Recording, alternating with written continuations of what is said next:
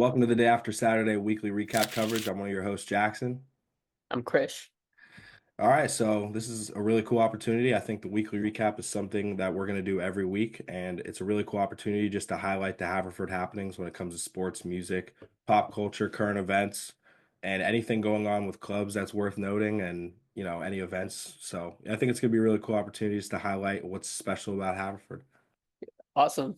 Let's get right into sports. All It's been right. a massive week for the forwards. Big Wednesday going 4 for 4, including wins against some big rivals. So let's start with field hockey.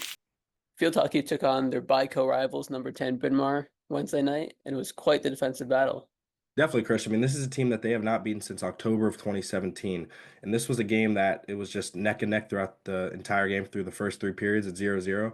The forwards were making stop after stop, keeping the Owls at only 6 shots total throughout the game, which completely destroyed their average of 13.2 shots a game.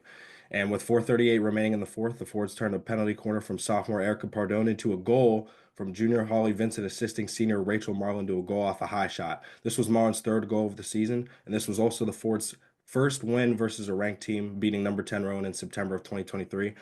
Now, just to talk about the field hockey team for a second, I mean, they're a team that's in the middle of the pack. They have a couple ranked games left, I believe. And, they just got to finish the year strong. They just lost to J Hop last week, number 4 in the country. So this was a great way to turn the corner. Yeah, how about that? A little bit of magic on Swan Field, and a couple of big games coming up this weekend. Saturday they take on F&M, the Think Pink game. And after that is a midweek showdown against number 17 Ursinus, which could be pivotal to their playoff hopes. They're definitely going to need to finish the year strong. I mean, they're putting themselves in a good position to, make the playoffs and slip in, but it's nice to get wins versus ranked opponents. And I think, just from the win this last week, I think that puts them in a good position mentally to want to come in and win the next few games that they have left going into November confident. Now moving on to Haverford men's soccer, they earned just their second win of the season against Farmingdale State. That's right. And how about Aiden Lacey getting his first goal of the season? Already has been a key starter in his first 2 seasons for the Fords. Jackson Simon, some more young blood, freshman keeper getting a clean sheet. And Kieran Kunihiro made a game-saving tackle in the second half to keep the clean sheet for the Fords. Big 4 games, big 4 conference games coming up for the Fords too. Yeah, it was really nice to see them only give up 3 shots to Farmingdale. I think that they're out of the playoffs for the most part right now, but they still technically have a chance looking at it to get into the playoffs and maybe sneak in. But I think, like you said, they have a freshman goalkeeper in Jackson Simon. I think the biggest thing here is to just look at development and how you guys can progress through the next year. You have a lot of juniors coming back, a lot of strikers, or excuse me, midfielders per se. And I think you guys can be good next year. Yeah, Actually, never know. Never know. Go 4 for 4. Could sneak into those Centennial Conference playoffs coming hot. yeah, it was nice to see a team that's been struggling for the most part this season only give up 3 shots to a team like Farmingdale. I feel like when you have a solid defensive core late in the season, it's something good to build upon for next season. I know technically they can make the playoffs, but it's going to be something that they can prioritize next year. Something like defense, and they have a lot of guys coming back, a lot of juniors, midfield in the midfield positions, and then the defensive positions. So, they have a good chance to have a really good year next year. And I think for this year they can focus on how they're going to develop and finish the year strong. Yeah, never know. 4 Centennial Conference foes coming up. Get through that gauntlet. Maybe they can sneak in. Yeah, that's true. They play this Saturday. They play McDaniel. We're gonna post the score below because sadly this is gonna come out on Sunday.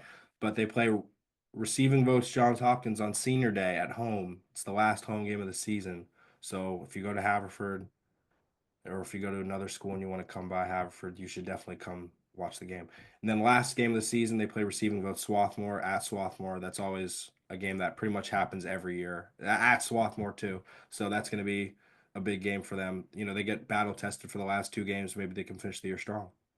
Yeah, Haverford SWAT. The records don't matter. It's just a clean rivalry. What matters is the next game. The next Exactly. time they play each other. There's nothing, no history matters, no nothing. Exactly. And moving on to women's soccer, they've been on a roll this season at 10-3-1, and that continued in dramatic fashion as they beat Ursinus this Wednesday night. Yeah, this game was a good one. I mean, this game was something they really needed. They advanced to 4-1 in conference play. It was a much needed win after Sunday's loss to Washington College. And this game was another very defensive heavy game against Ursinus, and it only required a goalie, Lily Byer, to only have to make one save throughout the game. So this game pretty much stayed between the lines. This match was tied 0-0 all the way through until the 89th minute when Olivia Delario fed a pass into Grace Haskell, who would finally score for the Fords in the final minute of the game. This puts them at third in the conference behind McDaniel and Johns Hopkins. Johns Hopkins is undefeated. They're looking very good this year. But Haverford is having one of their best seasons probably in the last 5 years. It seems like the coach does this from time to time. She'll just have some really, really good teams. So it's looking like it's going to be a great season for them after all.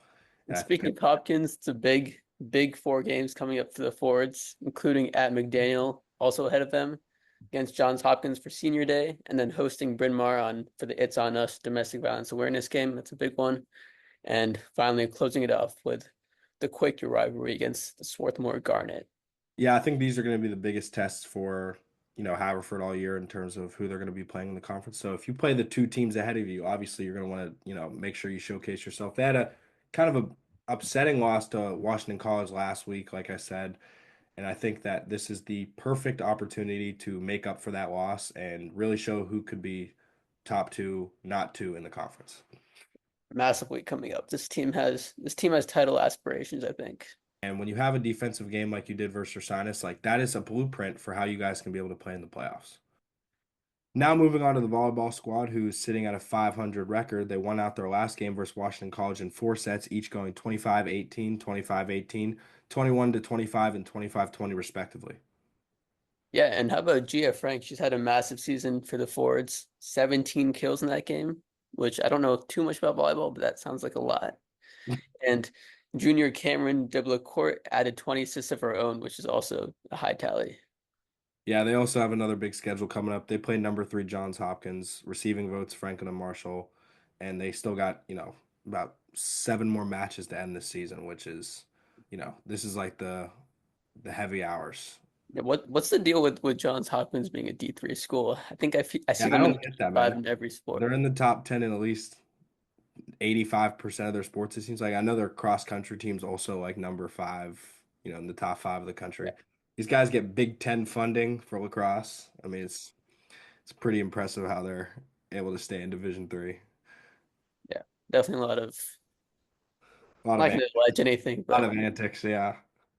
Before we move on to things that aren't sports related, I just wanted to thank Shae Mercer for putting together the notes and the highlight reels for today's weekly recap. We really appreciate her and what she's been doing for the day after Saturday.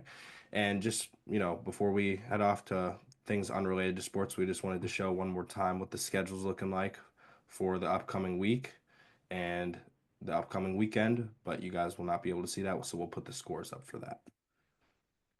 All right, now for news regarding voting. There is a really cool opportunity at City Hall on October 28th. You can go party to the polls with us, is their slogan.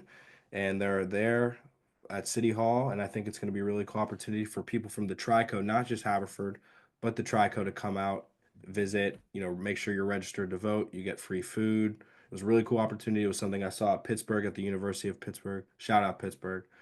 And I think that is a really cool opportunity. I think everybody should be going to it. We'll put a flyer up, we'll put a link up. Make sure you guys go. Make sure you register to vote. Something that's very important at Haverford College. and register in Pennsylvania. Register in Home Pennsylvania. state's not competitive. Register in Yeah. Pennsylvania. Yes. This is a battleground state. I just saw yesterday that both parties have put over $1 billion in funding towards political endeavors here in the state of Pennsylvania, as this is probably the biggest battleground state. So, something we got to look out for.